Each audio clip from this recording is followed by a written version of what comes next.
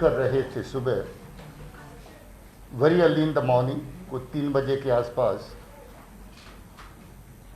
उसी वक्त हमारी पार्टी फायर के नीचे आई और अनफॉर्चुनेटली उस फायर के दौरान एक हमारे डिप्टी कमांडेंट सीआरपी की तरफ से, जो सीआरपी टीम को, केओटी को लीड कर रहे थे, उनको गोलियां लगी, जख्मी हैं, बेस हॉस्पिटल में है। और साथ ही एक महिला कौंसल रियाज जो उस वक्त उसी स्पॉट पे थी, उसको भी एक्सचेंज ऑफ फायर के दौरान गोली लगी और अनफॉर्चुनेटली उसकी डेथ भी हो गई। हमें बड़ा दुख है इस बात का कि एक सिविलियन की जान इसमें जाया हुई। बड़े लंबे अरसे से ऑपरेशंस बड़े साफ सुथरे चल रहे थे, मगर सिटी के हालात के चलते शायद ये अनफॉर्चुनेट वाक़ा जो है और की डेथ का भी इसमें पेश आया। अभी तक इस साल के दौरान श्रीनगर शहर के अंदर 7 कामयाब ऑपरेशन हो चुके हैं और 7 ऑपरेशंस में 16 दहशतगर्द अभी तक यहाँ मारे गए हैं, जिसमें जुनैद सहराई भी शामिल है, जो आप जानते हैं कि हिजबुल मुजाहिदीन का बड़ा कमांडर था। उसके अलावा भी काफ़ी कमांडर्स इस ऑपरेशन में मारे गए।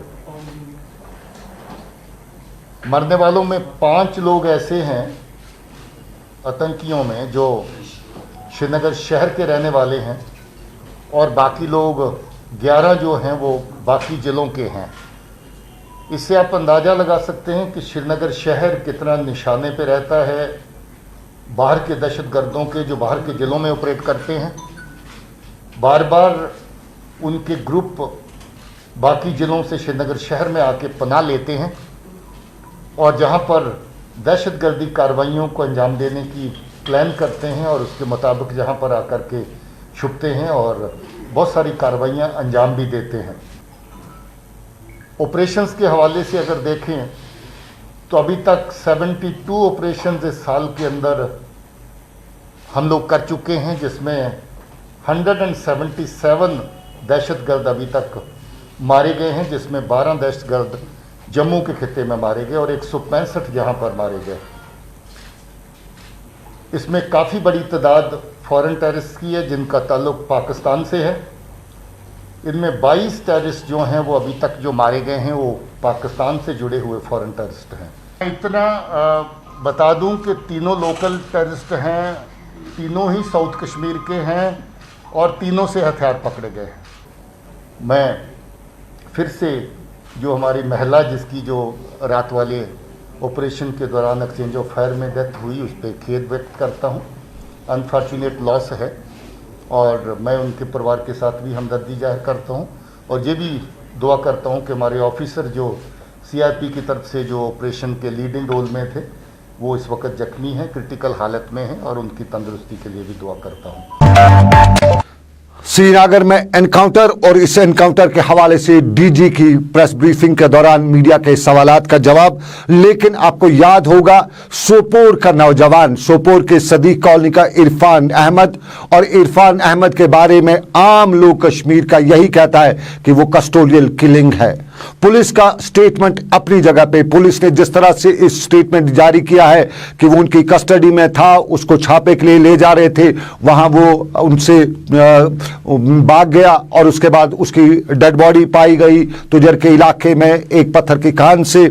ये पुलिस की थ्योरी है, लेकिन पुलिस की थ्योरी पे कश्मीर में हमने कल भी बताया, हमने कल भी लोगों से बात की, हमने आज भी बात की, लोग ये थ्योरी बिल्कुल मानने को तैयार नहीं है। कॉन्कर्ड स्टोरीज को बता रहे हैं और बता रहे हैं कि माजी में भी इस तरह के वाक़ात हुए हैं, इस तरह की स्टोरीज बहुत सी आई हैं। और कुछ लोग ये भी कहते हैं कि ये हमारी पुलिस, जम्मू कश्मीर पुलिस, जो हमारी जम्मू कश्मीर के लोगों की पुलिस है, उनके उस हवाले से अगर ये वाकई में जो कुछ इल्ज़ाम लोग लगा रहे हैं अगर ये वाकई है, तो कुछ एक्सपर्ट्स ये भी कहते हैं, माहिरीन ये भी कहते हैं कि ये बहुत बड़ा दब्बा है, ये लोग कहते हैं, ये एक्सपर्ट्स कहते हैं जो कश्मीर की सियासत पर, कश्मीर के हालात पे नजर रखते हैं। सियासी जमातों का भी बयान आया है कल से ही, चाहे वो उमर अब्दुल्ला हो, चाहे सज्जाद गनी लोन हो, चाहे पीडीपी के लीडरान हो, या मुल्क की कुछ शख्सियात ने भी इस पर अपना ट्वीट किया है, गम गुस्से का इजहार किया है और इसकी तहकीकात की अपील की है। और आज मीडिया ने यही इस प्रेस कॉन्फ्रेंस के दौरान दूसरे सेगमेंट में यही सवाल उठाया और सवालों के घेरे में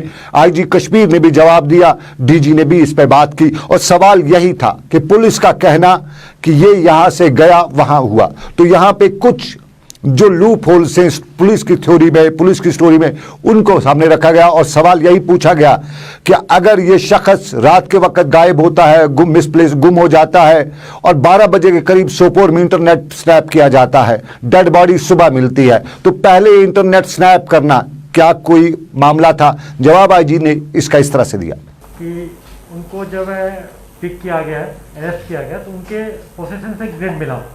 ग्रेनेड मिलने के बाद उसको फर्दर इंट्रोगेट किया, तो डिस्क्लोज मेमो पर उसको फर्दर रिकवरी के लिए ले गया फील्ड में, क्योंकि डार्कनेस थी, काफ़ी अंधेरा था वहाँ पर और उस कंडीशन में 3-4 जगह लोकेट कर रहा था, यहाँ पर ग्रेनेड छिपा रखे, यहाँ पर रखें, उस अंधेरा का फ़ायदा उठा के वहाँ से भाग गया। क्योंकि उसके पास हथियार नहीं था, उन्होंने फायर हमारे पर नहीं किया, इसलिए हमारे जवानों ने कोई फायर नहीं किया उस पर। फिर भी हमारे लोग उसको खोजते रहे, बाद में टॉर्च लाए काफिला। कुछ देर के बाद उनको देखा कि जो पत्थर पर गिरा हुआ था, कुछ उसके पैर में इंजरी भी थे उनके पास लगा हुआ था। फिर उसको हॉस्पिटल लाया गया, फिर यहाँ पीसीआर में लाया गया, उसको फॉर्मलिटी वीडियोग्राफी किया गया, डॉक्टर का टीम मेडिकल पोस्टमार्टम किए गए, कोविड टेस्ट कराए। उनके बाद उनके फैमिली मेम्बर का साथ जाके हम लोग सोनभद्र में उनको लास्ट राइड करवाएं। दूसरी बात है कि जहाँ आप लोगों ने कुछ कंप्लेंट एक्सप्रेस किया है चाहे उनकी फैमिली वाले, उसके तहत मैंने एसपी साहब को बोला कि आप डीएम को बारामूला को लेटर लिखिए। उन्होंने एक लेटर लिखा है, हम लोग डीएम से रिक्वेस्ट के आप मिस्टर इंक्वायरी इनिशिएट कीजिए, शायद आज सुबह ऑर्डर निकल चुका होगा। बिल्कुल। देखिए, हम लोग ज़्यादा इसको गहराई में ना जाकर के, अगर इंक्वायरी का प्रोसेस शुरू होने वाला है तो जो सिलसिला इंक्वायरी पे छोड़ दिया जाए। हम लोग इंक्वायरी से पहले इंक्वायरी करने की कोशिश ना करें। जब कह दिया गया है कि इसमें मैजिस्ट्रेट इंक्वायरी अगर इंस्टीट्यूट होती है, जिस भी तरह की इंक्वायरी इंस्टीट्यूट होती है, जो भी फैक्चुअल पोजीशन है वो बाहर आएगी और उसके मुताबिक कार्रवाई होगी। ये हमारे कॉन्फिडेंस लेवल पर है कि कहाँ हमको इंटरनेट करना नहीं करना। जैसे श्रीनगर सिटी में इनकाउंटर हो रहा है, हम लोग नहीं किए, क्योंकि मुझे कॉन्फिडेंस है कि यहाँ हम संभाल लेंगे सिचुएशन। यहाँ काफ़ी सिक्योरिटी फोर्स है, मेरा हर जगह वहाँ पर जब जंग सोपुर जो रिमोट एरिया है जहाँ काफ़ी मिलिटेंट्स का नंबर है, वहाँ एक इनकाउंटर से दूसरा इनकाउंटर होने का, अटैक होने की संभावना रहता है। मैं नहीं चाहता, हम लोग नहीं चाहते हैं कि इंटरनेट का फायदा उठा के मिलिटेंट फर्दर कहीं अटैक कर दे। तो रूरल डिस्ट्रिक्ट आप देखते होंगे कि जहाँ एक बार फायरिंग शुरू हो गया, कभी कभी ऑपरेशन लॉन्च करने के भी इंटरनेट शट डाउन करते हैं हम। श्रीनगर में पुलिस हुकाम की प्रेस कॉन्फ्रेंस, मीडिया के सवालात की बौछार और उन्हीं सवालात के घेरे में एक और सवाल आया श्रीनगर के बिमना इलाके के स्कॉलर का, और पूछा गया कि आखिर वो कहां गया है। उसके लवाकीन आज भी यही पूछ रहे हैं, आज भी प्रेस कॉलोनी में नारेबाजी करते रहते हैं। हर रोज यही सवाल होता है कि बिमना का स्कॉलर नारानाग के इलाके से गायब हुआ है, आखिर गया तो गया कहां? जमीन खा गई, आसमान निगल गया, ये पूछ रहे हैं लोग। और उस पे आईजी कश्मीर ने उसका भी खुलासा करते हुए बताया कि कुछ क्वार्टर्स के हवाले से खबरें आ रही हैं कि उसने हिजबुल मुजाहिदीन ज्वाइन कर ली है, लेकिन पुलिस तहकीकात कर रही है। उस पर हम लोग काफ़ी मेहनत कर रहे हैं उसमें। हम लोग आर्मी से हेल्प ले लिए, हम लोग आईबी से भी ले रहे हैं, रॉ से भी हम लोग मेहनत कर रहे हैं उसमें। लेकिन जो हम लोग का फील्ड सोर्स जो बोला था पहले फील्ड रोड ने, उसके हिसाब से ये तंजीम ज्वाइन कर लिया है। क्योंकि उनके फैमिली बार बार अपील कर रहे हैं, रिक्वेस्ट भी कर रहे हैं, मेहनत भी कर रहे हैं, तो हम लोग इस डायरेक्शन में दोनों ओपन है। दोनों उस टाइम में जो हम लोग खबर मिला था इनफैक्ट कि अभी फील्ड का सोर्स बोलता है कि एचएम ज्वाइन किया है, लेकिन उनके फैमिली के रिक्वेस्ट को मानते हुए हम लोग पैरेलल तफ्तीश जारी है, पूरा हेल्प ले रहे हैं, देखें कि ट्रेस आउट कर रहे हैं, मेहनत कर रहे हैं इसमें। श्रीनगर में आज एनकाउंटर, श्रीनगर के बटमालू इलाके में, और उसके बाद पुलिस की प्रेस कॉन्फ्रेंस और सवालात का जवाब पुलिस ने दिया। कई मामलात पर थोड़ा सा सवाल को पुलिस ने गोल भी किया, लेकिन कुछ मामलात और भी हैं। और सियासत के मामलों में अब बैक टू विलेज एक नया मामला भी है। और बैक टू विलेज के हवाले से हमने कल ही बताया है कि किस तरह से सरकार बैक टू विलेज को कामयाब बनाने की कोशिश करी है, लेकिन सियासत के गलियारों में और भी मामला थे। कश्मीर की सूरत हाल है, कश्मीर में सेल्फ रूल, ऑटोनॉमी या दूसरे मामलात, अब बूल के गुपकार डिक्लेरेशन सबको याद हो चुकी है। और गुपकार डिक्लेरेशन के साथ साथ हमारे जो मेंबरान पार्लियामेंट हैं कश्मीर के, वो पार्लियामेंट में भी हैं। पिछले 2-3 दिनों से खामोशी थी, लेकिन कल हमने जब सवालात उठाए कि आखिर फारूक अब्दुल्ला खामोश क्यों, जस्टिस हसनैन मसूदी क्यों खामोश, मोहम्मद अकबर लोन क्यों खामोश, कश्मीर पे तो बड़े दावे करते हैं, बड़ी बातें करते हैं, पार्लियामेंट के ऐवान के अंदर और बाहर क्यों खामोश हैं। और कुछ लोगों के सवालात जब हमने उन तक पहुंचाए तो आज बाज़ाब्ता तौर पे हमें बताया गया कि आज बाज़ाब्ता तौर पे वो स्पीकर से भी मिलेंगे, कश्मीर के मामले पे खसूसी इजलास बुलाने की बात भी करेंगे, और कश्मीर के आज के मामले पर भी वो जो वहाँ पे मोशन होता है वो लाएंगे। जो कस्टोडियल किलिंग जो सोपोर की है, या श्रीनगर के इलाके में जो बटमालू के इलाके में जो खातून का मारा जाना है, वहाँ पे इनकाउंटर जो है, इस हवाले से भी वो तहकीकात की बात करेंगे। ये हमें मालूम बताया गया। लेकिन हमारे साथी सईद तजमुल ने नईम अख्तर से भी पूछा कि आखिर ये पलटवार है, ज़मीनी हकायक है, या ये कुछ और है। नईम अख्तर से मेरे साथी सईद तजमुल की खास बात। जो कश्मीर पर जो एक मुसीबत आई है जम्मू कश्मीर पर, इस हुकूमत की सूरत में, उस चैलेंज का मुकाबला कैसे कर सकते हैं, हम अपनी बात को आगे कैसे रख सकते हैं, हम डेमोक्रेटिक, जिसमें हमारी अभी भी कुछ जिसमें हमारा एतमाद है, तो उसको हम कैसे यूज़ करते हैं, कैसे इस्तेमाल करते हैं डेमोक्रेटिक चैनल्स को, कि हम दुनिया तक अपनी आवाज़ पहुंचाएं, हिंदुस्तान के लोगों तक अपनी आवाज़ पहुंचाएं, जो हमारे दोस्त हैं उनके तरफ अपनी आवाज़ पहुंचाएं कि जम्मू कश्मीर में जो कुछ हुआ है वो हमारी मर्ज़ी के ख़िलाफ़ हुआ है, हमसे पूछे बग़ैर हुआ है, कॉन्स्टिट्यूशन के ख़िलाफ़ हुआ है। और जो नई दिल्ली ने पिछले 70 साल जितने वादे किए हैं कश्मीरियों के साथ, जम्मू के लोगों के साथ, उन सब वादों की खिलाफ वर्जी है। हमें पूरी लीडरशिप को, जो हमारी लीडरशिप है, हमारी लीडर कायद जो हैं महबूबा जी, वो बंद हैं, और बाकी जो कश्मीर के लीडरशिप है, मेरा यकीन है कि यूनिटी के बग़ैर अब हमारा कोई सियासत हो नहीं सकती है। क्योंकि अब हमारा नेशनल कॉन्फ्रेंस के साथ या सजाद साहब के साथ या दूसरी पार्टियों के साथ कुछ ऐसी चीज़ नहीं है कि जिस पे हम आपस में लड़ें। मैं ये कहता हूँ कि हमारे पास 4-5 कनाल ज़मीन थे, उस ज़मीन को जो सरपंच है उसने अपने नाम कर लिया है। पहले हम उस पे लड़ते थे, हम 5 साल, उसके बाद नेशनल कॉन्फ्रेंस 5 साल, अब तो वो ज़मीन ही नहीं रही, हमारे पास कुछ नहीं है। तो इसलिए वो जो कुछ है उसको पाने के लिए अगर हम कमर बस्ता हो जाएं और एकजुट हो जाएं, तो मुझे नहीं लगता कि कोई दुनिया की ताकत हमें इस तरह पामाल कर सके। जिस तरह से बयानात आए गुपकार डिक्लेरेशन के सिग्नेटरीज के कि अटूट अंग है, कुछ लोग कहते हैं कि हम अपनी सियासी दुकान बंद करेंगे अगर गुपकार डिक्लेरेशन आगे बढ़ी। अगर आप एक बार फिर अलग थलग पड़े तो पीडीपी अपना जंग कैसे लड़ेगी? देखिए, अभी आपको ये एक मनफी सोच है, एक मनफी सोच है। हम मस्बत तरीके पे इस पे जाएं, जो अभी फारूक साहब के की दस्तखत के साथ, उनकी मंशा के साथ, सजाद लोन साहब के मंशा के साथ, महबूबा जी हैं उसमें, मुजफ्फर साहब हैं, हमारे कम्युनिस्ट दोस्त हैं, इन्होंने एक कागज़ पे दस्तखत किया है। मुझे कोई वजह अभी नहीं लगती कि हम उससे परे किसी चीज़ में देखें। उन्होंने कहा कि हमारा हर कदम जो होगा वो जम्मू कश्मीर की शिनाख्त, इसके कल्चर, इसका आइडेंटिटी, इसका मज़हब, इसको महफूज, इसके तहफ़्फ़ुज़ के लिए हर कोई कदम उठेगा। मैं उसी पे हूँ। अब क्या किया जा सकता है? What next? जो कुछ हुआ हो गया, और जिस अंदाज से, जिस तरीके से हुआ, आपको एतराज़ है उस पर, लेकिन हो गया। अब व्हाट नेक्स्ट पीडीपी और पूरे जम्मू कश्मीर? देखिए, हम इसको एक्सेप्ट नहीं करते हैं। ये जो डिफिटिस्ट एक मेंटालिटी है कि ये इसमें कुछ नहीं होगा। क्यों नहीं होगा? जब आपने एक बार किया तो दूसरी बार भी होगा, यही पार्लियामेंट करेगी।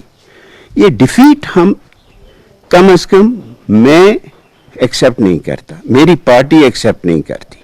हमें डिफीटिस्ट मेंटालिटी को इसको लड़ना है कि हम इंशाल्लाह अगर एकजुट हो जाएं, एक साथ हो जाएं, तो कोई चीज़ नहीं है जो हम हासिल नहीं कर सकते। नईम अख्तर और मेरे साथी सैयद तजुम्मल की बात अभी दिल्ली दूर है, और अभी दिल्ली दूर है के हवाले से कुछ मामलात और भी हैं, लेकिन उन्हीं मामलात के पस मंजर में बैक टू विलेज की हम बात कर ही रहे हैं। बैक टू विलेज सरकार अवाम तक पहुंचने की कोशिश कर रही है, किसी हद तक कामयाब भी हो रही है। कश्मीरियों का एतमाद जो है वो डगमगाया हुआ है, ये सब लोग मानते हैं, उसको बहाल करने की कोशिश है। और कुछ लोग ये भी कहते हैं कि रियासत के एलजी ने ये बैक टू विलेज का जो नया जो हुनर आजमाने की कोशिश की है, शायद ये कामयाब भी हो जाए। लेकिन कुछ क्वार्टर सवाल भी उठा रहे, और सवालात श्रीनगर की प्रेस कॉलोनी में आज पंचायत से वाबस्ता लोग आकर उठा रहे थे, और सवाल बैक टू विलेज पार्ट 3 के हवाले से उठा रहे थे। क्या थे उनके सवाल, सीधा आपको बताते। हमारे साथ इस टाइम बीडीसी और पंचायत सरपंच है all Jammu and Kashmir panchayat conference की तरफ से। हम जो ये प्रोटेस्ट और प्रेस कॉन्फ्रेंस यहाँ पर हमने बुलाई है, ये मजबूर क्यों है? गवर्नमेंट ने ऑर्डर एक निकाला 247 FD 2020 डेटेड 9/9/2020। इसमें ये निकालते बोलते हैं मैंडेटरी और ई टेंडरिंग। इसका मतलब है कि जो आपको टेंडर निकालना हो वहाँ पर आप टेंडर निकाल सकते हो 3 लाख से ऊपर। लेकिन इसके साथ साथ जो बैक टू विलेज में जब बैक टू विलेज का ये ऑर्डर निकाला इन्होंने, इसमें करना क्या होता है कि जहाँ पर हम नरेगा का पैसा उसमें डालते हैं, वहाँ उसको बोलते हैं कन्वर्जन। कन्वर्जन के तहत अगर 10 लाख का भी एस्टिमेट बने, 20 लाख का भी बने, तो उसमें ई टेंडरिंग नहीं हो सकती। और इस टेंडरिंग से इस टाइम ग्राउंड लेवल पे प्रॉब्लम क्या होगी? पंचायत यहाँ पर मजबूर क्यों हुई आपके सामने आने के लिए? मजबूरी ये हुई है कि हम इससे रोजगार देते थे गांव में एजुकेटेड यूथ को, जो अनएम्प्लॉय एजुकेटेड यूथ है यहाँ पर, हम 4-4, 5-5 लड़कों को एक एस्टिमेट देते थे, वो अपना रोजगार चला पाते थे। इस टाइम गवर्नमेंट ब्यूरोक्रेटों को आगे लाना चाहती हैं। इससे जब वो ई टेंडरिंग निकालेंगे और वहाँ पर एक ठेकेदार जब टेंडर डालेगा, वो 10-10, 20-20 गाँव का मतलब अपना ये जो भी बैक टू विलेज का काम होगा। और इस आज के बाद जो गवर्नमेंट B2V3 करने जा रही है, panchayat all Jammu and Kashmir conference आज से ही ऐलान करती है हम बाइकाट करेंगे, हम बैक टू विलेज प्रोग्राम में नहीं जाएंगे। ये सही है? तो ये मैसेज हम आपके माध्यम से गवर्नर इंतजामिया तक पहुंचाना चाहते हैं। अगर वो होश में नहीं आए तो हम मजबूरन सड़कों पे आएंगे। 37,000 पंच और सरपंच अब सड़कों पे आएंगे। फिर उसके बाद गवर्नमेंट खुद जिम्मेवार है। अगर हमारे साथ कुछ हुआ, ऊपर नीचे खुदा ना होना नहीं चाहिए, अगर हुआ तो गवर्नमेंट को जवाब खुद देना है। लोगों के सवाल बैक टू विलेज के हवाले से, लेकिन हमने कल ही सरकार से पूछा था कि क्या है सरकार की उम्मीद, कैसे करेगी ये सरकार और क्या क्या करना चाहती है। रोहित कंसल सरकार के तर्जुमा ने, हमने कल शाम देर गए उनसे पूछा था। हमने जो कुछ भी पूछा बराह रास्त आप तक ये बात पहुंचा रहे हैं। देखिए, मैं आपको ये कहना चाहता हूं कि जो बैक टू विलेज का तीसरा शुमारा जो है ये 2 अक्टूबर से होने जा रहा है। और इसकी खुसूसी बात क्या है, सबसे इम्पॉर्टेंट बात क्या है? सबसे इम्पॉर्टेंट बात यह है कि ये एक एक्शन पैक्ड प्रोग्राम होगा। फोकस इसमें होगा करने पे, एक्शन पे। और इसके लिए हमने क्या किया है? इसके लिए हमने बैक टू विलेज चालू करने से पहले 3 हफ्ते का 21 दिन का एक प्री बैक टू विलेज, जिसको हम एक अवामी मुहिम कह रहे हैं, ये चालू किया है। और ये अवामी मुहिम जो है, जन अभियान, ये क्या चीज है? ये अवामी मुहिम एक ऐसी मुहिम है जो आपने खुद फरमाया, जिसमें सरकार का हर एक पुर्जा देही तरक्की के लिए काम करेगा। कैसे करेगा काम? पहला पोर्शन उसका होगा जन सुनवाई, लोगों की बात सुनना। अवामी सुनवाई में लोग आएंगे, लोगों की बात सुनी जाएगी। उसका दूसरा एलिमेंट क्या होगा? उसका दूसरा एलिमेंट होगा देही तरक्याती मुहिम। तीसरा एलिमेंट क्या होगा? बराए हुकूक मुहिम, लोगों के हुकूक की मुहिम। अब आप पूछेंगे साहब कि ये है क्या, इसमें क्या किया जाएगा? मुझे अगर आप 2 सेकंड देंगे तो मैं थोड़ा तफसीलान बताऊंगा कि ये क्या चीज़ है। देखिए, ये जो अवामी मुहिम है ये 10 सितंबर से शुरू हुई, ये 30 सितंबर तक चलेगी। और इस अवामी मुहिम के 3 इंपॉर्टेंट पार्ट्स हैं, 3 इंपॉर्टेंट कंपोनेंट्स हैं। सबसे पहला कंपोनेंट ये है लोगों की बात सुनना, अवामी सुनवाई की मुहिम। और इस अवामी सुनवाई की मुहिम को कैसे चलाया जाएगा? आपने खुद सुना होगा कि ऑनरेबल एलजी साहब ने ऐलान किया है कि सवेरे 10:30 से 11:30 हफ्ते में 5 दिन डीसी साहिबान, एसपी साहिबान, डिस्ट्रिक्ट ऑफिसर साहिबान अपने अपने हेडक्वार्टर में अवेलेबल रहकर लोगों की शिकायत सुनेंगे, लोगों की बात सुनेंगे। डिविजनल कमिश्नर साहिबान, आईजी साहिबान मंगल और वीर हफ्ते में 2 दिन 10:30 से 11:30 लोगों की शिकायत सुनेंगे। और इसके अलावा क्या होगा, हफ्ते में 1 दिन हर एक बुधवार को एक यौमे ब्लॉक या ब्लॉक दिवस मनाया जाएगा, जिसमें एक सेंट्रली लोकेटेड प्लेस पे, खा वो तहसील हेडक्वार्टर हो, खा वो सब डिविजनल हेडक्वार्टर हो, तमाम ऑफिसर साहिबान जो है वहां जमा होंगे और लोग वहां आएंगे, अवाम वहां आएंगी और अवामी मिसाइल जो हैं वहीं पे मौके पे हल किए जाएंगे। मसलन आज बुधवार है तो आज तमाम जम्मू कश्मीर में सेंट्रली लोकेटेड प्लेसेस पे ऑफिसर जमा हुए। जैसे मुझे मौका मिला ऑनरेबल एलजी साहब के साथ जाने का, खुन्मू में हम गए, वहाँ लोगों ने गर्मजोशी से स्वागत किया, वहाँ पे इनकम सर्टिफिकेट मौके पे बांटे गए, पेंशन के कागजात लोगों के लिए गए। तो ऑब्जेक्टिव ये है कि लोग जब जाते थे दफातर में तो उनको ये शिकायत रहती थी कि साहब मैं गया, ऑफिसर मिला नहीं, वो डिस्ट्रिक्ट हेडक्वार्टर पे काम करने के लिए गया हुआ था। Now for the first time दफातर चल के अवाम के पास आएंगे और ना सिर्फ दफातर, ऑफिसर साहिबान छोटा बड़ा सब आएंगे, वहीं पे रहेंगे, पब्लिक जो है उनसे मिलने आएगी और जो मिसाइल मौके पे हल किए जा सकते होंगे वो मिसाइल मौके पे ही हल किए जाएंगे। और चलिए नाज़रीन, उस्ताद हमारी कौम का मेमार हैं और उस्ताद हमारी कौम के उस्तादों को कई बार मुसीबतों के पहाड़ भी झेलने पड़े हैं, कभी तनख्वाह के लिए, कभी ट्रांसफर या दूसरी सरकार की पॉलिसी के लिए, लेकिन साक्षात मिशन के तहत जो उस्ताद लगाए गए थे वो तनख्वाह के लिए परेशान है। सरकार ने उनके मुस्तकबिल के हवाले से कोई मुस्बत कदम न माजी में उठाया है न हाल में कहीं देखने को मिल रहा है। मुस्तकबिल के हवाले से लोग यही कहते हैं कि अल्लाह अल्लाह खैर सलाह ही होगा, लेकिन शहर में आज ये लोग भी थे बात पहुंचाने के लिए, बात बताने के लिए। उस्ताद का रुतबा और उसी उस्ताद के रुतबे को देखते हुए साक्षात मिशन से वाबस्ता उस्ताद भी बात पहुंचाते हुए बता रहे थे कि रुतबा ही नहीं रोजी रोटी का सवाल भी है। एज पर काम कर रहा हूँ साक्षर भारत मिशन में, एजुकेशन डिपार्टमेंट में। हम सर पिछले 8 साल से काम कर रहे हैं। 2012 में हमारी अपॉइंटमेंट हुई है, हम ऑन मेरिट बेसिस पे हमारी सिलेक्शन हुई है।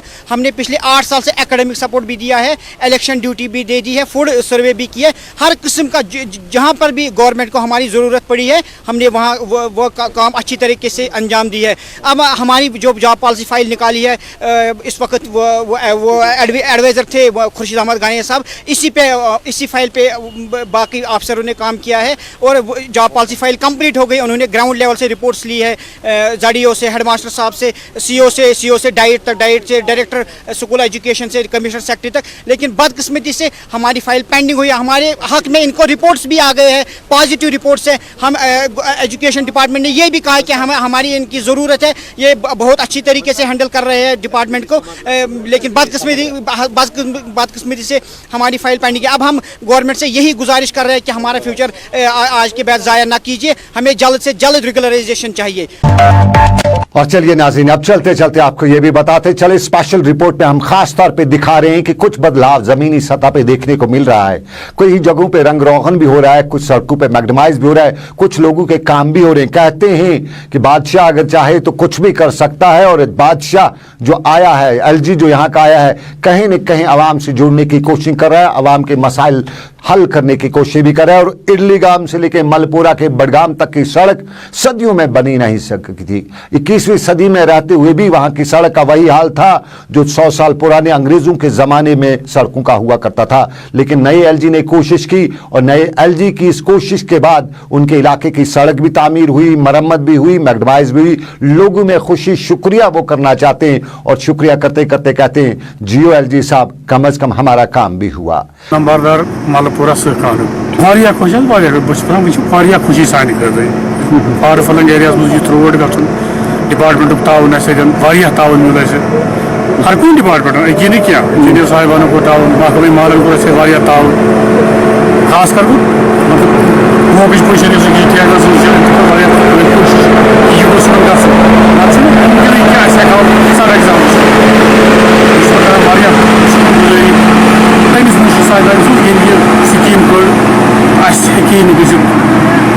स्कीम यमो स्कीमों बगैर अगर नहीं स्कीम अच्छी कोई डिपार्टमेंट ये रोड बनाए। अब्दुल्ला खांडे में PMGSY बड़गाम से हूँ। हम यहाँ पर एक रोड कर रहे हैं जिसका नाम है उबलीगाम टू मलपुरा। ये हमारे पास स्टेज फर्स्ट और स्टेज सेकंड एक साथ ये बनाया था हमने। इससे पहले DPR बनाया था, उसके बाद सेंक्शन होके गवर्नमेंट ऑफ इंडिया से आया। उसके बाद हमने इसको काम शुरू किया और स्टेज फर्स्ट का काम हमने मुकम्मल करके अब स्टेज सेकंड का काम हो रहा है। इस स्टेज सेकंड में हमें GSB करना था, वेट मिक्स करना था, ये BT करना था। आज चूँकि हमारा सीज़न अच्छा है और वेदर भी हमारे फेवरेबल में है, तो हमने इसका मैग्डमाइजेशन शुरू किया है।